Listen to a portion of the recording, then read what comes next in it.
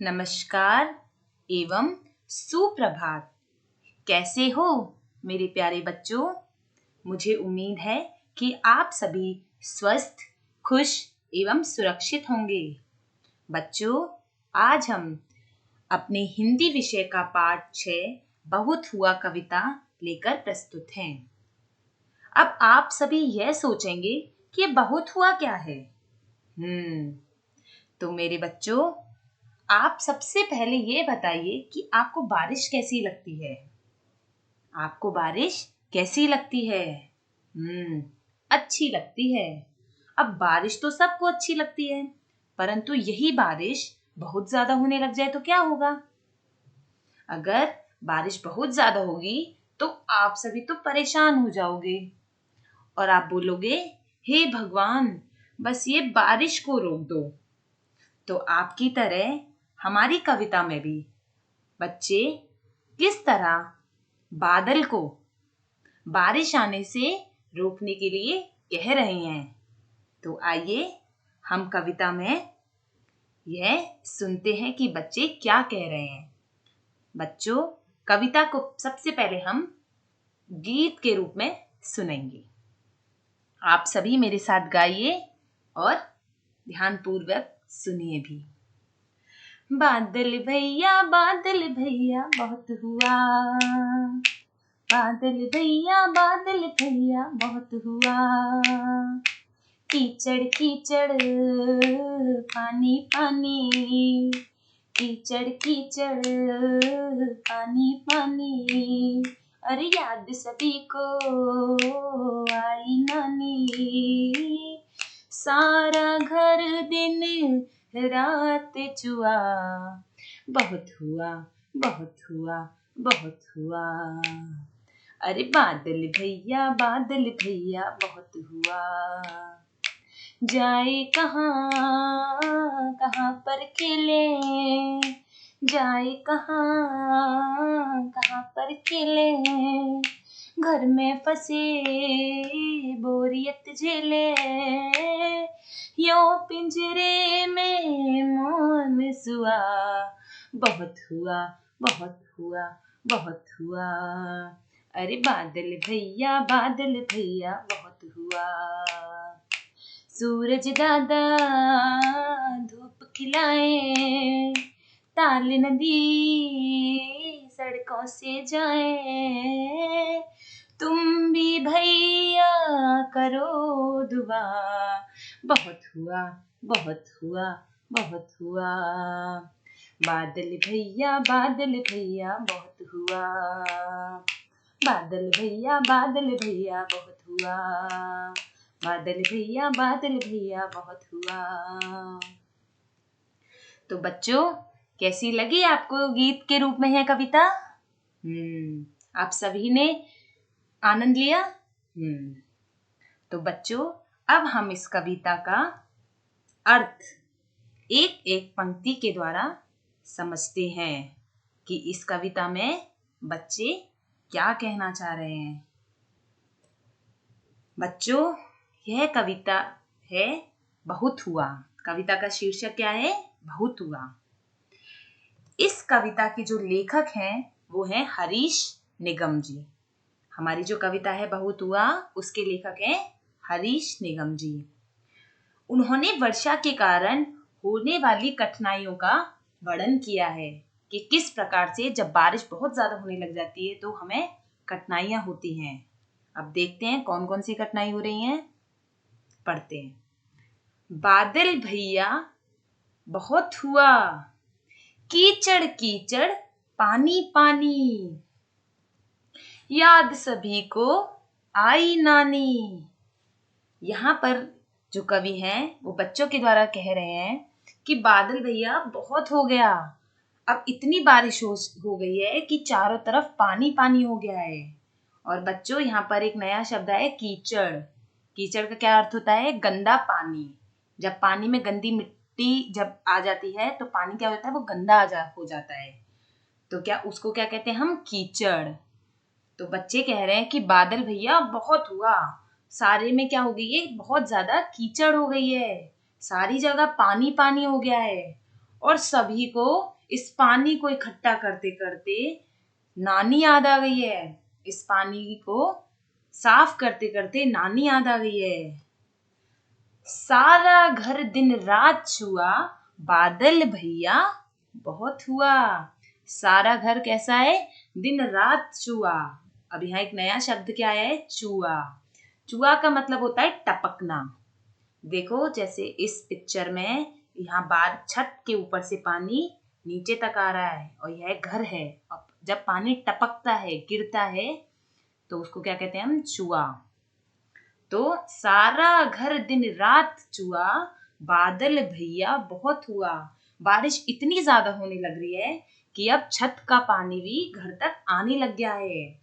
आपने भी देखा होगा कि आपके घर की छतों से जब बारिश बहुत ज्यादा होने लग जाती है तो छत से पानी गिरने लगता है। तो इस कविता में भी बच्चे यही कह रहे हैं कि बादल भैया अब आप बस करो, अब बारिश मत करो, बहुत ज्यादा पानी हो गया है, हमारी तो छत से भी पानी टपक रहा है। अब क्या कह रहे हैं? जाए कहाँ कहाँ पर खेलें, घर में फंसे बोरियत झेलें।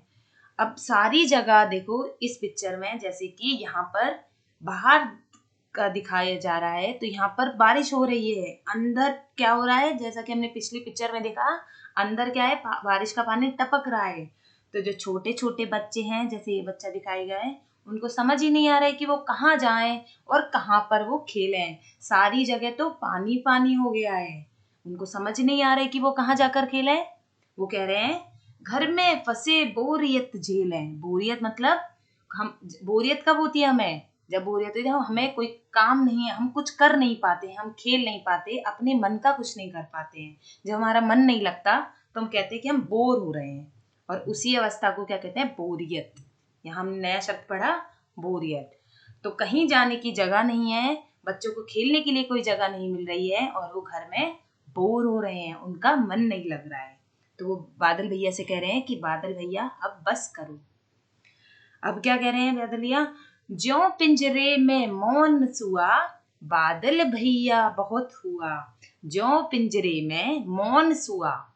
मौन का क्या अर्थ है यहाँ पर? मौन मतलब शांत।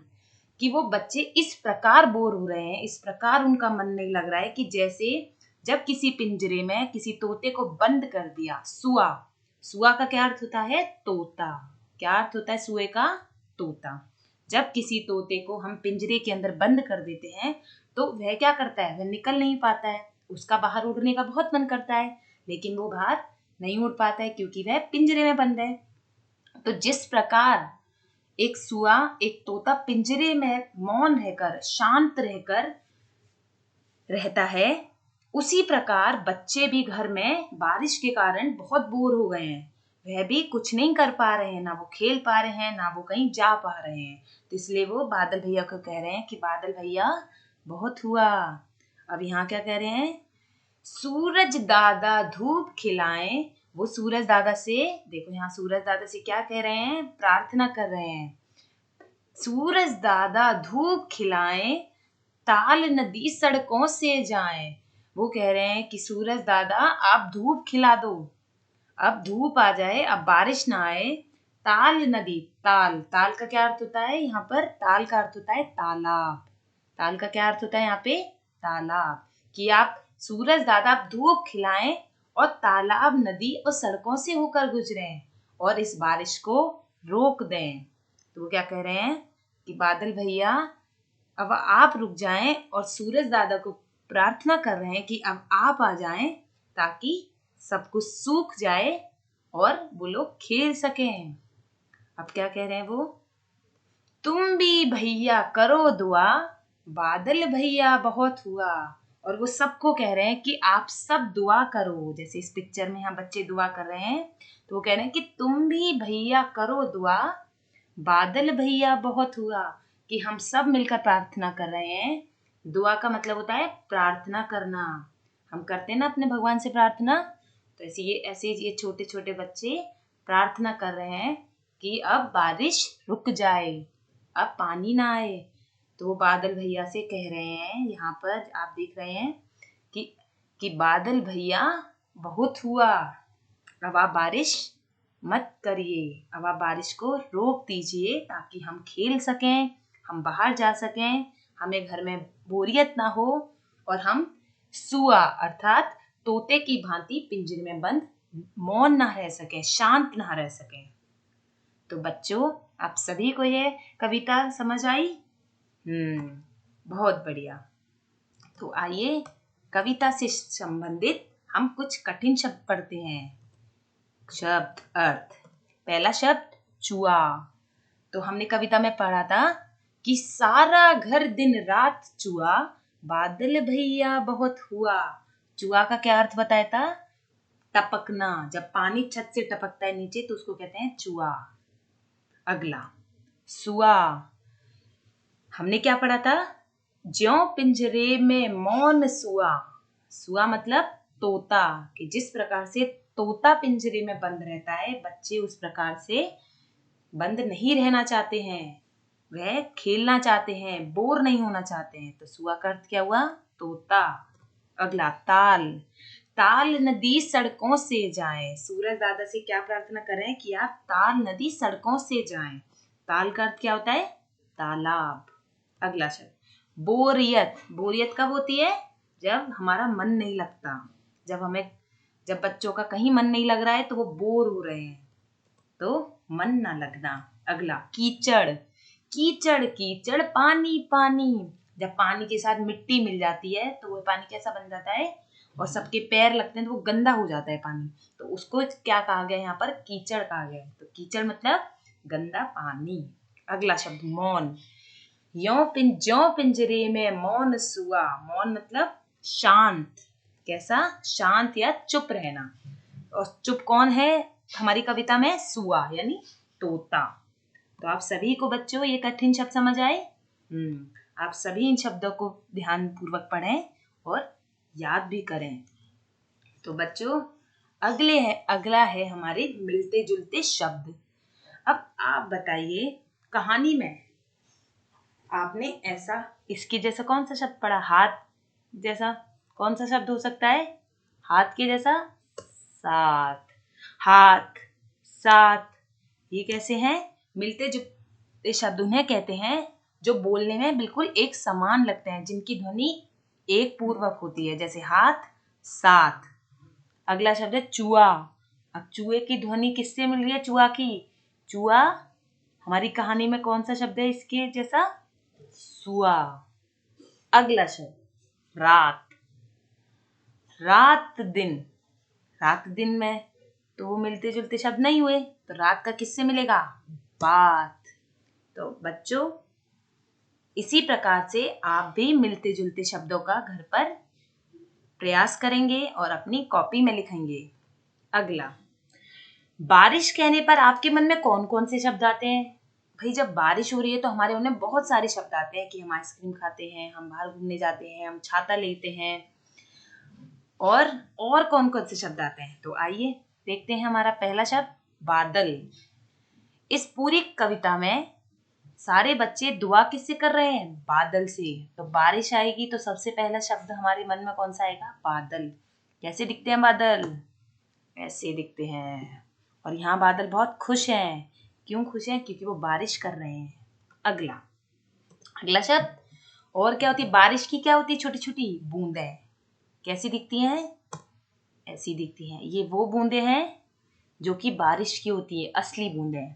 और जो बूंदें हम अपनी कॉपी में बना लेते हैं वो ऐसी बूंदें दिखाई देती हैं।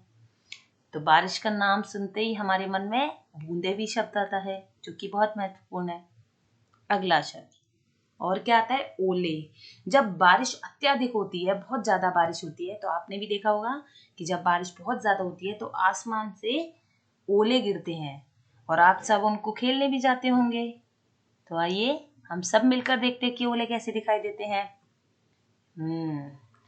ऐसे दिखाई देते हैं ओले, जैसे बर्फ होती है ना, बर्फ के गोले, ऐसे छोटे छोटे गोले ही हमारे ओले होते हैं। ये कब होते हैं? जब बारिश अत्यधिक होती है तो ये ओले भी हमें दिखाई पड़ते हैं, जिनके साथ हम सब मिलकर खेलते हैं। अगला, और क्या करते हैं? जैसी बारिश आती है हम सब के दिमाग में एक चीज आती है, हम सब मिलकर बाहर खेलने जाते हैं और हम कागज की नाव बनाते हैं। कैसी बनती है कागज की नाव? ऐसे ऐसे बनाते हैं हम कागज की नाव। और एक जब हम रोज तो नहीं बनाते, कब बनाते हैं? जब बारिश आती है, जब क्या बनती है हमारी कागज की नाव। तो देखो इस पिक्चर में ये छोटी सी बच्ची बारिश के मौसम में कागज की नाव बना के उनको बहा रही है। आप भी ऐसा करते होंगे। अगला, ये सब बारिश में सब लोग कुछ ना कुछ जरूर करते हैं। तो आइए आप बताइए इन सभी पिक्चर में कौन क्या क्या करता है जब बारिश होती है। बच्चे क्या करते हैं? एक तो बच्चे खेलते हैं, और क्या करते हैं? बच्चे रेन कोट पहनकर, जैसा कि यहाँ दिखाया जा रहा है, बारिश में भीगने चले जाते हैं ताकि वो भीगे भी नहीं और बारिश का आनंद भी ले सकें। और क्या करते हैं बच्चे? छाता लेकर भी बारिश का आनंद लेने लग जाते हैं। दूसरा, कुत्ता क्या करता है बारिश में? जैसा कि हमने देखा है, कुत्ता भी बारिश में बारिश का आनंद लेता हुआ दिखाई पड़ता है हमें, जैसे कि यहाँ वो भीग रहा है। अगला, मोर। जब भी हम बारिश की बात करें और मोर की बात करें, ऐसा जरूर होगा। हम बारिश की बात करें और मोर की बात ना करें, ऐसा कभी नहीं होगा, क्योंकि बारिश होने पर सबसे ज्यादा प्रसन्न और खुश मोर दिखाई देते हैं। तो जब बारिश होती है तो आप सभी ने देखा होगा या कुछ बच्चों ने नहीं देखा होगा, क्योंकि ये ज्यादातर खुले स्थानों पर पाए जाते हैं, जैसे कि गांव में या फिर बहुत ही किसी खुले स्थान पर। तो मोर क्या करते हैं? जब जब भी बारिश आती है तो मोर बहुत प्रसन्न होते हैं और वो क्या करते हैं? वो नाचने लग जाते हैं, जैसे कि इस पिक्चर में मोर नाच रहा है। तो जब जब बारिश होती है तब तब हम लोग, जैसे कुत्ता ऐसे आनंद लेता है, मोर नाचता है, हम भीगने निकलते हैं, तो हम सब यही कार्य करते हैं जब बारिश होती है। अगला, बारिश, जब ये तो था कि हम बारिश होगी तो भीगते हैं हम लोग, क्या क्या आनंद लेते हैं, वो तो हमने अभी पढ़ा। अब अगर बारिश बहुत ज्यादा होगी तो हम बचने के लिए क्या करेंगे? लोग लोग यानी हम, आप, सभी बच्चे, सभी प्राणी क्या करते हैं? सभी मनुष्य लोग छाता या रेनकोट पहनेंगे।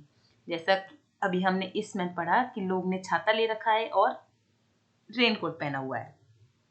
तो लोग क्या करते हैं? छाता लेते हैं और रेनकोट पहनते हैं। कबूतर कबूतर क्या करता है?